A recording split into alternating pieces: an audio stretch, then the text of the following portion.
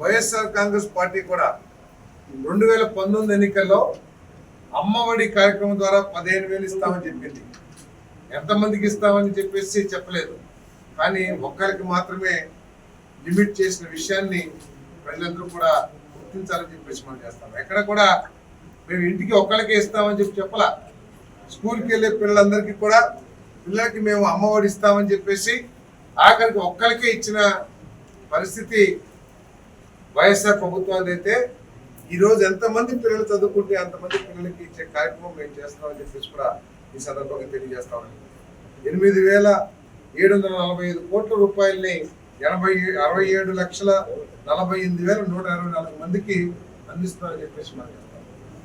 ఇంత మంచి కార్యక్రమాన్ని అంటే ఎంత బాధ్యతారహిత్యమైన ప్రతిపక్షమో ఆ ప్రతిపక్షం యొక్క బాధ్యత గురించి మనం మాట్లాడుకోకర్లా. ఎందుకంటే సమస్యల్ని ప్రస్తావించడానికి అసెంబ్లీ కూడా రాని ప్రతిపక్షం ఈ దేశంలో ఏదైనా ఉందంటే వైఎస్ఆర్ కాంగ్రెస్ పార్టీ అని చెప్పేసి మనం చేస్తాం. ఒకవేళ ఎప్పుడన్నా అడపా ఒక అరగంట పావు గంట వచ్చినా కూడా ప్రజల సమస్యలు కాకుండా కేవలం తమ స్వార్థం తమ పదవుల కోసం విలువైన సభా సమయాన్ని కూడా వేస్ట్ చేసిన చరిత్ర కలిగిన పార్టీ వైఎస్ఆర్ కాంగ్రెస్ పార్టీ కూడా ఈ సందర్భంగా తెలియజేస్తాను. ఎంత దారుణంగా మాట్లాడుతున్నారంటే 2,000 రూపాయలు లోకేష్ గారి అకౌంట్ లోకి వెళ్ళినాయని చెప్పేసి చెప్తున్న వైఎస్ఆర్ కాంగ్రెస్ పార్టీ తమ మాటల మీద తాము నిలబడాలని చెప్పేసి ఛాలెంజ్ చేస్తా ఉన్నారు. ఏదైతే లోకేష్ గారు ఛాలెంజ్ విసిరారో దాని మీద వెంటనే చర్చకు కానీ లేదా చర్యలకు కానీ మేము ముందుకు రావాలని చెప్పేసి కూడా నేను ఈ సందర్భంగా ఛాలెంజ్ చేస్తా ఉన్నాను. మీరు కూడా 13,000 ఇచ్చారు అంటే ఆ 2,000 కూడా ఏ విధంగా అయితే మద్యంలోనూ ఇసుకలోనూ ఏ విధంగా తీసుకున్నారో ఆ విధంగా తీసుకున్నారేమో మీరు కన్ఫర్మ్ చేయాల్సిన అవసరం కూడా ఉందని చెప్పేసి నేను మనం చేస్తాను.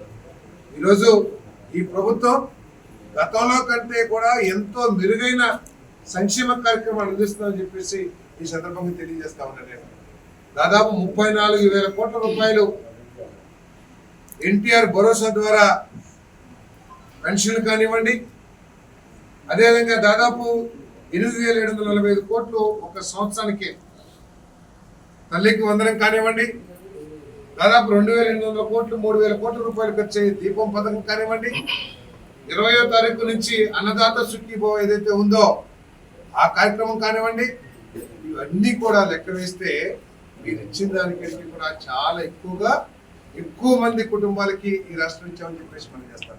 మీరేమిచ్చారో ఒకసారి ఆలోచన చేసుకోండి.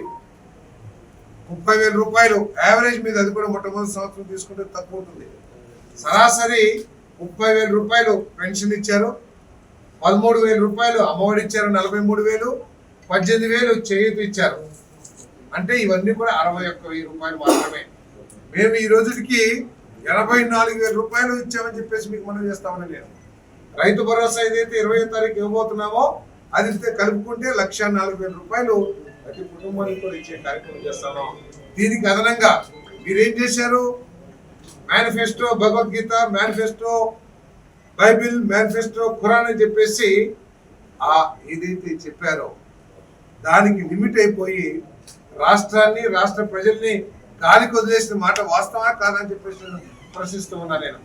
మీ సంక్షేమ కార్యక్రమానికి ఒక గమ్యాన్ని ఎక్కడైనా సరే చూపించారా ప్రజలకి అని చెప్పేసి అడుగుతా ఉన్నాను నేను. మీరు విద్యా దీవెన ఇచ్చారు, లేదా అమ్మఒడి ఇచ్చారు. ఈ అమ్మఒడి విద్యా దీవెన ద్వారా చదువుకున్న పిల్లలు భవిష్యత్తు ఏమిటో ఏ రోజైనా ఆలోచించారని చెప్పేసి మనం చేస్తా ఉన్నాను నేను.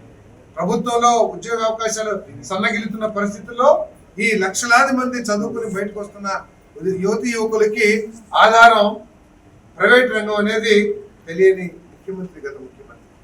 ఈ రాష్ట్రంలో ఎక్కడైనా పెట్టుబడులు వచ్చినాయో గత ప్రభుత్వంలో?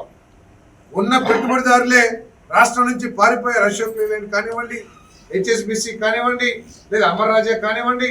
మహాప్రభు మేము ఈ రాష్ట్రంలో పనిచేయలేమని చెప్పేసి పారిపోయిన పరిస్థితుల నుంచి ఈ రోజు ఇప్పటికే 7 లక్షల కోట్ల రూపాయలు, 6.5 లక్షల నుంచి 7 లక్షల కోట్ల రూపాయలు పెట్టుబడులు తీసుకొచ్చి వాటి ద్వారా పనులు కూడా ప్రారంభించి 2 సంవత్సరాల్లో 4.5 లక్షల మందికి ఉద్యోగ అవకాశాలు కల్పించే కార్యక్రమాన్ని ఈ ప్రభుత్వం చేస్తుంది. అంటే మేము చేసే సంక్షేమ కార్యక్రమాలకు కూడా ఒక గమ్యాన్ని చూపిస్తా ఉన్నాం.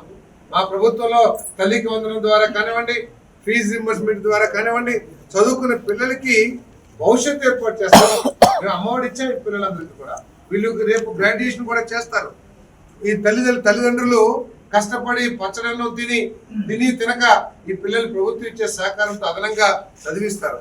చదివించిన తర్వాత డిగ్రీ చదివి బయటకు వచ్చిన తర్వాత ఆ తల్లిదండ్రులు వీళ్ళకి ఉద్యోగ అవకాశాలు కల్పించే అవకాశాన్ని శక్తి వాళ్ళకుంటుందేమో ఒకసారి ఆలోచన చేయండి. చేయాల్సిన బాధ్యత ప్రభుత్వానికి.